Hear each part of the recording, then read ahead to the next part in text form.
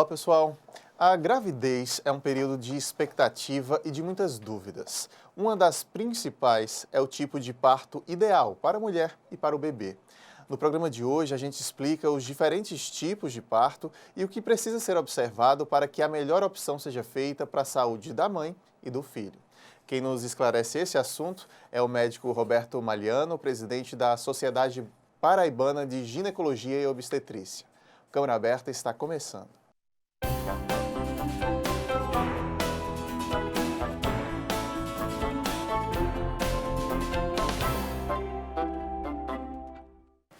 Você de casa nos acompanhando, seja muito bem-vindo ao nosso programa.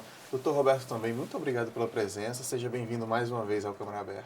Muito obrigado, Lael, e em seu nome eu cumprimento toda a sua imenso público telespectador.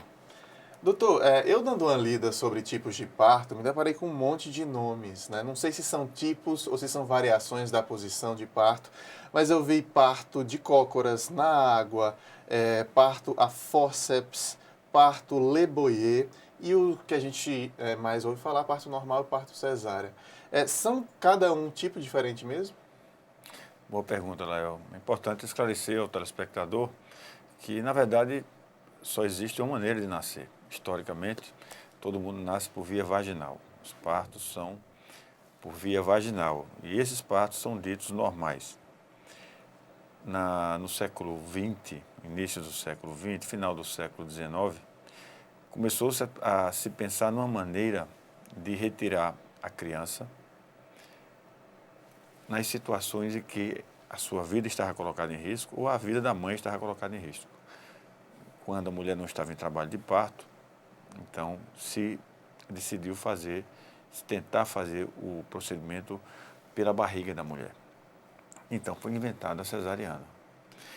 De início era uma técnica extremamente perigosa, arriscada, porque ela estava sendo criada, inventada, não existia anestesia, não existia antibiótico, não existiam bancos de sangue.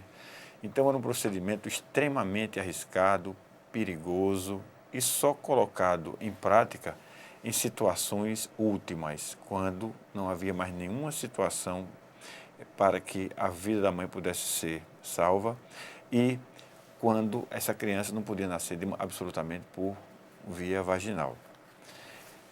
É importante dizer isso porque todas as outras colocações que você fez de denominações são para o parto normal, para o parto vaginal. Então a gente tem a cesariana, o parto por cesariana e o parto por via vaginal, que é chamado de normal, natural, humanizado. E existem as diversas variações, parto Le Boyer, parto de cócoras, porque, na verdade, essas variações, elas têm, digamos assim, dois princípios filosóficos importantes. O primeiro deles é valorizar ou tentar devolver a valorização do ambiente confortável e, entre aspas, humanizado para o nascimento. Como eu vinha dizendo para você, à medida que o mundo foi se aperfeiçoando, foi se tecnologizando, o parto foi trazido das residências para dentro do hospital. E em que pese essa realidade ter trazido mais segurança para o nascimento, mais segurança para a mulher, menos mulheres passaram a morrer de parto, menos crianças passaram a morrer menos em razão do parto. Por outro lado, começou-se a se realizar muitas intervenções sobre a mulher durante a assistência ao parto. Então, ainda no século passado, e mesmo no início desse século, as mulheres que chegavam na maternidade, elas acabavam tendo que sofrer intervenções tipo esvaziamento do seu conteúdo fecal, que a gente chamava de enteroclisma. Então, a mulher chegava na maternidade, fazia uma lavagem intestinal dela baixa, para que no momento do parto ela não expelisse fezes. Também, para essas pacientes, rotineiramente eram colocados soros, e a paciente ficava durante todo o parto com a veia pega, guiada no soro, isso limitando a sua movimentação, e que se fazia também a raspagem dos seus pelos pubianos, na ideia de que, agindo dessa maneira, você poderia tornar o procedimento mais seguro, com menor risco de infecção e com maior facilidade de se realizar intervenções e usar medicamentos por via venosa. Tem se defendido, pegando aí o gancho do que o senhor está falando, tem se defendido cada vez mais tentar humanizá-lo, né, que foi o termo que o senhor usou, então tentando talvez diminuir essa quantidade de procedimentos necessários para o nascimento da criança? Perfeito, Lael. Eu não gosto do termo humanizado, porque parece que quando você faz uma cesariana, você não está sendo humano. E a gente só pratica a medicina, a obstetrícia em seres humanos. Agora, o que está acontecendo ultimamente, a gente tem observado isso de maneira muito intensa na mídia, e também uma série de movimentos, é tentar resgatar um ambiente mais confortável, mais familiar para o nascimento. Tem uma frase que diz que gravidez não é doença e que a criança ela vai nascer saudável e a mãe vai ser saudável, desde que ela não tenha nenhuma doença. Isso é quase uma verdade. Eu também não gosto desse termo, não. Mas ele é importante para definir uma situação que a gente precisa, sinceramente, resgatar, que é dar à paciente a condição de ter a sua criança num ambiente seguro, sem tanta intervenção, sem tanta medicalização, para que ela possa estar na companhia dos seus familiares, para que ela possa estar livre para se movimentar e, principalmente, para que ela possa decidir a melhor maneira de ter o seu filho. Porque isso, Lael, é uma coisa inconsciente. Do mesmo jeito que a gente deglute, do mesmo jeito que a gente defeca, o ser humano ele tem esse instinto fisiológico de urinar e defecar, a mulher tem para ter o seu filho. Veja bem, eu não estou querendo comparar o nascimento de uma criança com isso, mas eu estou querendo dizer com isso, lembrar que o parto é um fenômeno fisiológico e instintivo da mulher. A mulher, por mais que a gente ache e diga que ela não está preparada, ela tem impresso no seu DNA, por conta de uma herança de milhares de anos, como fazer para o seu filho nascer. Não é preciso que nós façamos nada. O que nós recomendamos é que essa paciente esteja em ambiente hospitalar, porque ela em casa, se houver algum tipo de condição, que é muito raro, de risco para a criança ou para ela, vai ser difícil ela chegar no hospital a tempo de uma intervenção. Os que defendem o parto domiciliar dizem que isso é uma situação muito rara de acontecer, e realmente talvez 2% ou 1% dos partos vai acontecer. Mas pode acontecer. Mas pode acontecer. A estrutura do médico de emergência está longe. Está longe. Isso seria uma dificuldade. Está longe, e o acesso dela até o hospital, até com a equipe médica entenda o que está acontecendo, pode ser um divisor entre a vida e a morte da mãe e da criança. Então, o que a gente defende hoje é que o parto aconteça no hospital, mas da maneira mais humanizada possível. E humanizar e tornar mais natural o ambiente do hospital é importante a partir das atitudes dos profissionais de saúde que assistem a paciente e a partir também de uma vontade dos gestores de melhorar a arquitetura, a ambiência hospitalar para receber uma mulher, para receber a sua família com dignidade, de maneira privativa.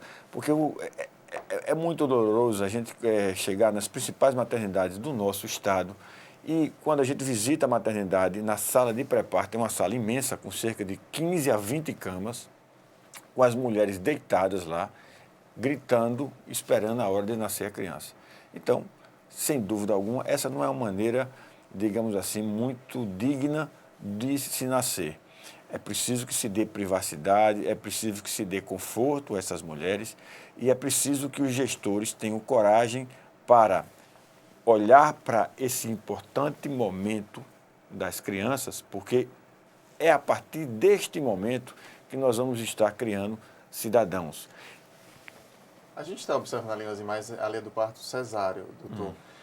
O Brasil, ele tem uma porcentagem muito grande, né, desse tipo de parto. Isso não é positivo? A própria OMS não recomenda uma porcentagem tão grande desse tipo de parto? Olha, eu poderia dizer a você que isso é uma vergonha brasileira, isso é uma vergonha para a obstetrícia brasileira e para o país como um todo. Isso é um indicador péssimo de saúde pública, inclusive de desenvolvimento humano. Para você ter uma ideia, o Brasil é signatário dos Objetivos do Milênio e uma das metas do Objetivo do Milênio é justamente reduzir as taxas de cesariana. Porque a gente sabe que reduzindo as taxas de cesariana, nós vamos acabar também contribuindo para reduzir as taxas de morte de mulheres, porque a cesariana, está comprovado, ela se associa a mais morte do que naquelas mulheres que têm um parto por via vaginal, o parto normal. A cesariana, diga-se, Lael, é importante dizer, ela é um instrumento poderosíssimo, importantíssimo, um recurso que o obstetra tem para salvar a vida da mãe e para salvar a vida da criança. A grande questão que nos deixa preocupado é que, como ela passou a ser, ao longo do tempo, um procedimento muito seguro, ela passou a ser usada de maneira banal. Então, hoje, o que está acontecendo é que os médicos e os pacientes marcam o momento do nascimento. E está comprovado, não sou eu quem diz, mas são estatísticas do mundo todo, do Brasil, da África, da Itália, do Japão, da China, dos Estados Unidos, que mostram que quando você faz a cesariana, as taxas de nascimento de crianças prematuras e com problemas de desconforto respiratório são maiores. E também os riscos de infecção, de hemorragias por acretismo placentário, é um fenômeno que acontece em partos de mulheres que já tiveram cesarianas prévias. A placenta cola e pode até levar à morte das mulheres, é muito maior. Então, a gente defende que o parto seja normal, por via vaginal, que isso seja estimulado, mas quando ele não possa acontecer, e isso estatisticamente em torno de 10 a 15% dos casos, aí sim, com a indicação bem firmada, que se faça uma cesariana, para salvar a vida da mãe ou para salvar a vida da criança. Mas não cesariana como uma hora marcada, como está acontecendo agora. Muita gente banaliza, como o senhor disse, marca pensando no calendário da família, por exemplo. Marca porque tem uma viagem para fazer, marca por qualquer coisa e esquece que é uma vida ali, né? Uma criança que precisa se desenvolver com saúde e banaliza, como o senhor disse. É um grande perigo isso. É um grande perigo porque isso tira da natureza, que sabe o momento ideal e perfeito para o nascimento da criança, que entrega para todos nós aquele momento em que a criança está plenamente capacitada para nascer, por uma decisão médica. E o médico se baseia no tempo de gravidez. Nós sabemos estatisticamente que uma gravidez fisiológica, ela demora entre 37 e 42 semanas, em torno de 280 dias. Então o médico faz essas contas, faz esse cálculo baseado na data da última menstruação da mulher, baseado na ultrassonografia do começo da gravidez, do primeiro trimestre, e por volta de 39, 40 semanas, decide interromper a gravidez. É claro que na maioria das vezes, Lael, isso acontece de maneira tranquila e nenhum tipo de consequência tem para a mãe. Mas se nós formos analisar em escala de milhares de pacientes, existem muitos erros e equívocos nessas contas.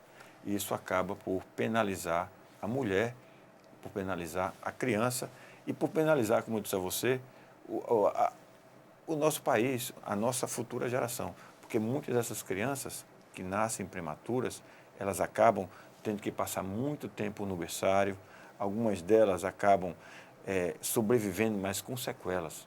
E isso é uma chaga, um problema que ela vai levar para o resto da vida dela. A gente continua essa conversa, doutor, no segundo bloco. Vamos fazer uma pausa rápida aqui. Na sequência, a gente volta entendendo mais sobre os diferentes tipos de parto. Até já.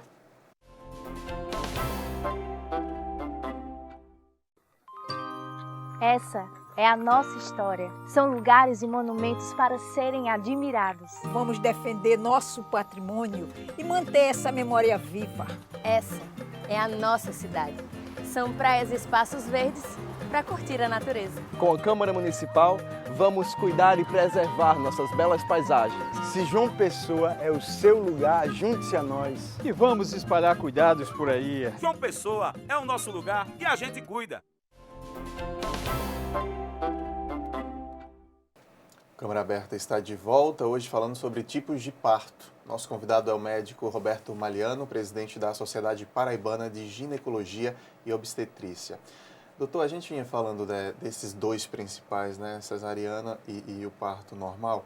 Eu queria entender o seguinte, doutor, é uma decisão que cabe à mãe, que cabe à família, ou eles precisam estar atentos ao médico, ouvir o médico, em que aspectos, para, por exemplo, decidir por uma cesariana?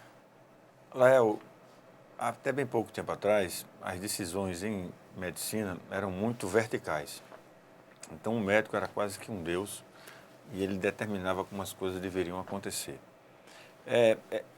Graças a Deus, esse tipo de relação ela está se horizontalizando e hoje a medicina mais moderna ela entende que é preciso que o paciente participe das decisões que interessam a ele, ao futuro dele. E é assim na obstetrícia. Hoje nós temos que esclarecer aos pacientes, da maneira mais simples e clara possível, as condições para o nascimento do seu filho e tomar com o paciente essa decisão. É claro que em algumas situações o paciente não tem alcance desse tipo de condição e insiste, às vezes motivado pela mídia, por uma conversa de um e de outro, em ter um parto cesariana ou mesmo em ter um parto normal. Mas a gente então, nesses casos, tem que ser um pouco mais forte e colocar para ele que aquele tipo de parto é mais adequado para ele. De maneira genérica, eu posso dizer para você que nas gestantes de baixo risco, são a maioria das gestantes, as pessoas normais, saudáveis, jovens, de bom nível socioeconômico, bem nutridas, as chances de ela ter um parto normal são de mais de 85%, é quase 90% delas têm condições de ter um parto normal, sem nem você precisar examiná-la. Apenas 10 a 15% das mulheres, elas têm alguma razão para ter um parto justificativamente por via alta, por via transabdominal, por cesariana. E que razões seriam essas? Que riscos são esses que é melhor a cesariana? Eu vou dar um exemplo a você. Quando a criança é muito grande e a bacia da paciente é muito pequena para a passagem da criança. A gente chama isso de desproporção cefalopélvica e nessas condições o parto cesariana estaria mais indicado. Está comprovado, por exemplo, que as mulheres que são portadoras do vírus HIV, elas podem ter o seu parto por via vaginal, mas quando a criança nasce por via vaginal, nas pacientes soropositivas, a chance da criança nascer comprometida pelo vírus se contaminar são maiores no parto vaginal do que no parto cesariano. Então, a gente indica uma cesariana. Numa mulher que já sofreu 2 intervenções de cesarianas anteriores ou mais, então, pelo risco de uma ruptura do útero, a gente indica para esse terceiro filho uma cesariana. Se no momento do nascimento da criança, durante o trabalho de parto, a criança encontra-se atravessada, então ela não tem condições de nascer, porque a criança nasce com a cabeça para baixo, né? Ou em algumas situações de exceção, sentada, né? Então, nessas condições, a gente também indica um parto cesariana. Quando fala que o cordão umbilical tá em volta do pescoço... Isso é lenda. Isso é lenda, isso é um absurdo. Inclusive, eu esclareço a vocês que, às vezes, é motivo até para que se indique cesariana, porque faz ultrassonografia e diz que o cordão umbilical está laçado no pescoço e a mulher fica com medo, parece que a criança está asfixiada, está sendo enforcada naquele momento. E eu brinco com as gestantes e digo que é sinal de fortuna. Eu já fiz parte de crianças que tinham 3 circulares de cordão e, comprovadamente, não existe nenhuma relação entre o número de circulares de cordão, a presença do cordão umbilical em torno do pescoço e os riscos de nascimento por parto normal. Então, não é indicação absolutamente de cesariana nessas condições. A circular de cordão, ela não tem nenhuma condição que coloque em risco a vida da mãe para que se indique uma cesariana. Agora, doutor Roberto, às vezes, como o senhor mesmo falou, há uma influência da mídia, às vezes, e aquela mãe quer fazer igual a determinada modelo, determinada atriz. Um dos partos, por exemplo, que algumas famosas fazem, acaba influenciando, é numa banheira, né? Ou numa piscina que se monte para aquele momento específico. O senhor explicou também no primeiro bloco, o corpo da mulher está preparado para isso, para esse parto normal. O risco, então, de tentar um parto assim é não ter a emergência, a estrutura de emergência por perto, que talvez a atriz famosa tenha tido, mas no dia a dia nossas mulheres não possam ter.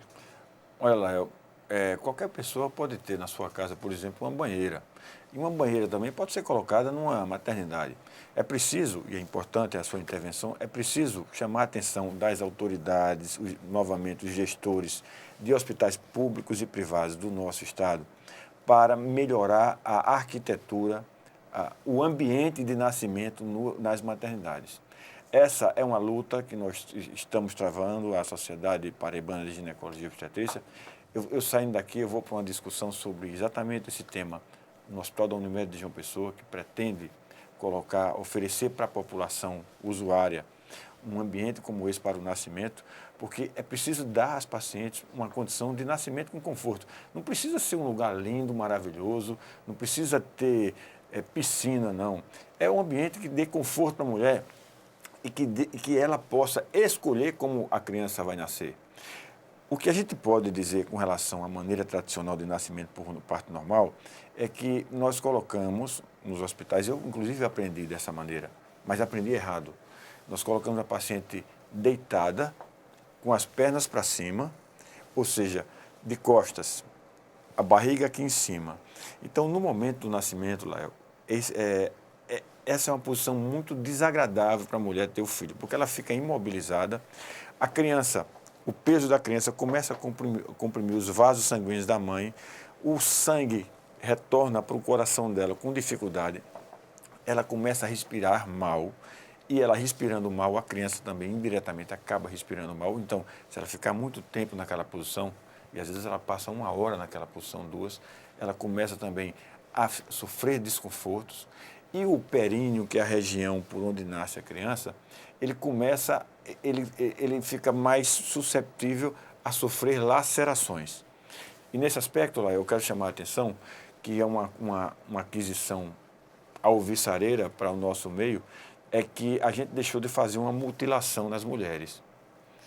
Essa mutilação era uma prática que eu também aprendi e claro, abandonei porque eu vi que era um absurdo, era que todas as crianças que nasciam por parto normal, a gente colocava as mulheres nessa posição e pegava uma tesoura e cortava a vagina dela. Com um argumento, de que dessa maneira a gente iria fazer com que a criança nascesse mais rápido e também ia proteger aquela região da paciente contra algum tipo de laceração, porque a criança quando passa, aquela cabeça quando passa por ali, toda aquela musculatura, ela acaba sendo muito solicitada e esgarçada. Então, nós obstetras acreditávamos até 20 anos atrás que cortando aquela região, a gente faria um corte mais regular e seria mais fácil de costurar.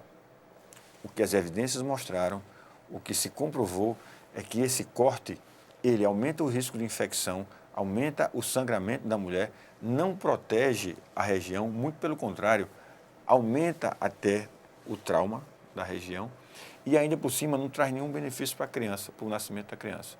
Então, é uma prática que deve ser abandonada. A episiotomia deve ser abandonada. Ela só deve ser tentada em situações absolutamente de exceção. Tá? E também a gente deve estimular para a paciente que ela tenha um bebê na posição que ela queira, porque a melhor posição, está comprovada, é a posição vertical.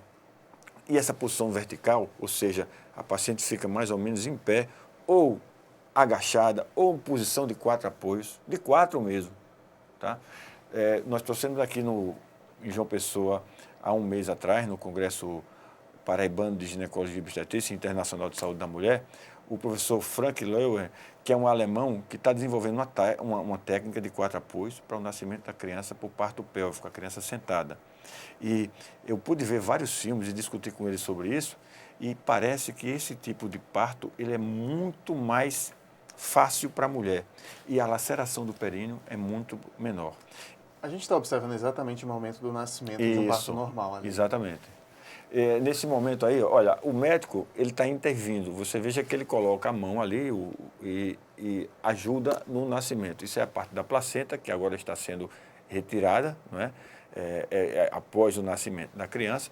E essa prática, isso que você está vendo aí, é muito importante. Nós colocarmos a paciente imediatamente sobre a mãe. Antigamente, a gente pegava a criança, tirava e o pediatra ia aquecer, preocupado com a criança para ressuscitar a criança. Mas a criança no parto normal, ela nasce muito bem. Então, não precisa de ressuscitar. O que ela precisa é de carinho, de aconchego. É um trauma para ela, no momento que ela nasce, a luz, a temperatura, o barulho na sala. Então, a melhor coisa que a gente pode fazer para uma criança naquele momento é entregar para a mãe. Para a mãe segurar no colo. Esse contato aquecer, é importante mesmo. É muito importante, é fundamental. O cordão umbilical pode estar ainda sem ser ligado. O sangue ainda circulando para o bebê. E depois disso, sem pressa, desde, é claro, que não existe uma situação de risco para a criança, e a maioria das vezes não existe, desde, é claro, que isso não exista, então você deixa a criança com a mãe e daqui a pouco você tira e vai fazer a limpeza da criança. Só simples assim. Doutor Roberto, a gente observa até um julgamento por parte de pacientes quando o médico indica a cesariana sem uma justificativa, enfim. Há campanhas no Facebook, na internet, né, pedindo exatamente esses partos que chamam de mais humanizados. Pelo que o senhor me diz aqui nessa entrevista, a própria Sociedade Paraibana, acredito que seguindo a Sociedade Brasileira também, de Ginecologia e Obstetrícia, tem entendido isso mesmo, quer de fato influenciar esse parto mais humano, talvez, se é o termo certo de se usar. A gente está conseguindo, de fato, tirar isso da ideia e tornar prática?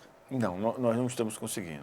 E é uma preocupação muito grande da sociedade. Eu volto a dizer, todo parto é humano, mas o parto por cesariana, ele só deveria ser feito se existisse risco de vida para a mãe ou se existisse risco de vida para a criança. Ponto. Nas outras situações, o parto teria que acontecer por via natural, por via vaginal, por via normal. O que acontece no Brasil é uma coisa até engraçada. Eu gosto de dizer isso, brincar com essa colocação que eu vou fazer para você. Os melhores hospitais do Brasil são os hospitais privados. Os melhores profissionais da obstetrícia do Brasil, eles trabalham nos hospitais privados. As pacientes que, teoricamente, têm mais discernimento e condições de autonomia até para definir qual o melhor parto para si, são as pacientes que procuram os hospitais privados. Nos hospitais privados do Brasil, as taxas de cesariana são mais de 90%. Significa dizer que os melhores médicos, nos melhores hospitais, nas pacientes com mais autonomia e com poder de decisão, se escolhe a cesariana. Significa dizer que a cesariana é melhor do que o parto normal? É uma pergunta que eu faço brincando, até um pouco de sarcasmo e ironia. É claro que não. Isso é uma distorção que está acontecendo no nosso meio e que isso acontece porque é muito forte, Lael, a relação do médico com o paciente, o vínculo do médico com o paciente. E mais forte ainda é esse vínculo durante o pré-natal. Porque durante o pré-natal a paciente está muito insegura, com muitas incertezas, e ela coloca aquele médico que está fazendo o seu pré-natal como uma referência muito importante naqueles momentos da sua vida, até o nascimento. Tem algumas delas que chegam até a endeusar aquele profissional. E no momento do parto, ela quer que aquele profissional, que lhe acompanhou tão bem o pré-natal, faça o seu parto. E aí que começam as distorções, porque o colega ele médico... se agendar, não é isso? O colega médico, humanamente, ele não tem condições de deixar as suas atividades diárias para acompanhar um parto que dura, cerca de 10 a 12, 14 horas. Então, acaba se fazendo muitas cesarianas. Diferente da cesariana, que dura 1 hora, minutos. A cesariana dura 1 hora, 50 minutos.